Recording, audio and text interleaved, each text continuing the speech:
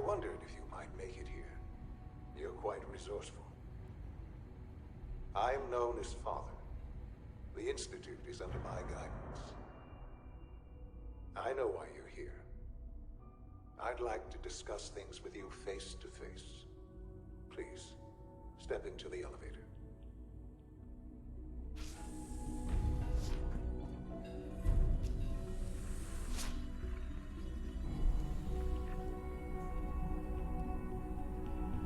I can only imagine what you've heard, what you think of us.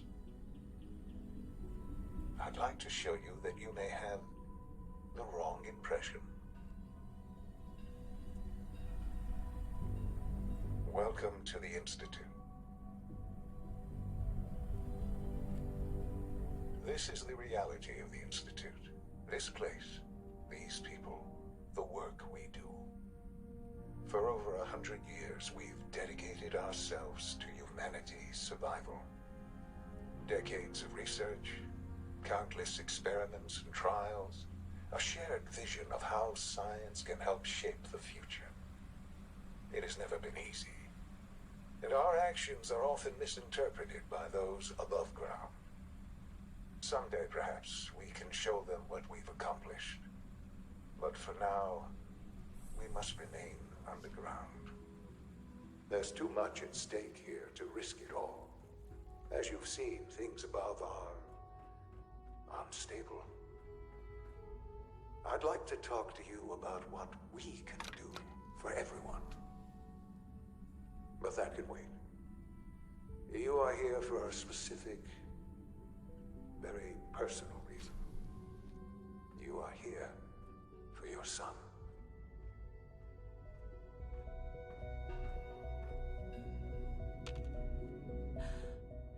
Shaun? Huh? Yes, I'm Shaun. Shaun? Is that really you? Who are you? Shaun, it's me. I'm your mom. Father, what's going on? What's happening? Shaun, Daddy's gone, but I'm here. Mommy's here now. What's going on? Father? Father! Shh. It'll be okay, Shaun. Mommy's here now. I don't know you. Go away. Father! Father, help me! There's someone here, help me! Who is Father? Where is he? Father? Father, help me! She's trying to take me! Father? Father, help me! Shaun. S923, recall code Cirrus. Fascinating, but disappointing. The child's responses were not at all what I anticipated. He's a prototype, you understand. We're only just now beginning to explore the effects of extreme emotional stimuli. Please try and keep an open mind. I recognize that you are emotional, and that your journey here has been fraught with challenges. Let's start anew. I am Father. Welcome to the Institute.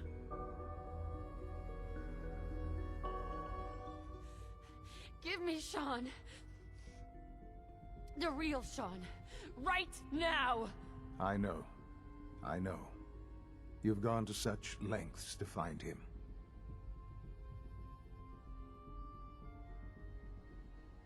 Just help me understand what's going on here. I promised answers, and answers you shall have. But I need you to realize that this situation is far more complicated than you could have imagined. You have traveled very far, and suffered a great deal to find your son. Well, your tenacity and dedication have been rewarded. It's good to finally meet you. After all this time, it's me. I am Shaun. I am your son.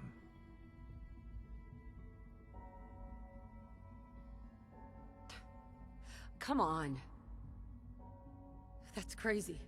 I assure you, I am completely sane and entirely honest. In the vault, you had no concept of the passage of time. You were released from your pod and went searching for the son you'd lost. But then you learned that your son was no longer an infant, but a 10-year-old boy. You believed that 10 years had passed. Is it really so hard to accept that it was not 10, but 60 years? That is the reality. And here I am, raised by the Institute, and now its leader. They stole you. Kidnapped you. It wasn't right. Right, wrong, irrelevant. It was necessary. The Institute believed humanity's future depended on it. At that time, the year 2227, the Institute had made great strides in synth production. But it was never enough. Scientific curiosity and the goal of perfection drove them ever onward. What they wanted was the perfect machine. So they followed the best example thus far. The human being. Walking, talking, fully articulate, capable of anything.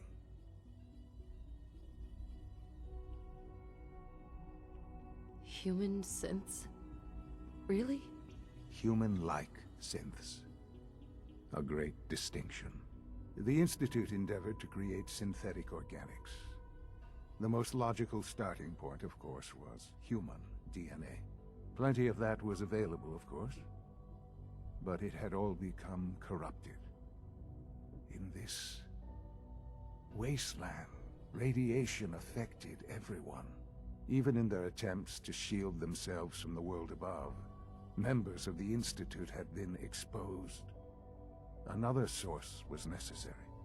But then the Institute found me, after discovering records from Vault 111. An infant, frozen in time, protected from the radiation-induced mutations that had crept into every other human cell in the Commonwealth. I was exactly what they needed. And so it was my DNA that became the basis of the synthetic organics used to create every human-like synth you see today. I am their father. Through science, we are family. The synths, me, and you.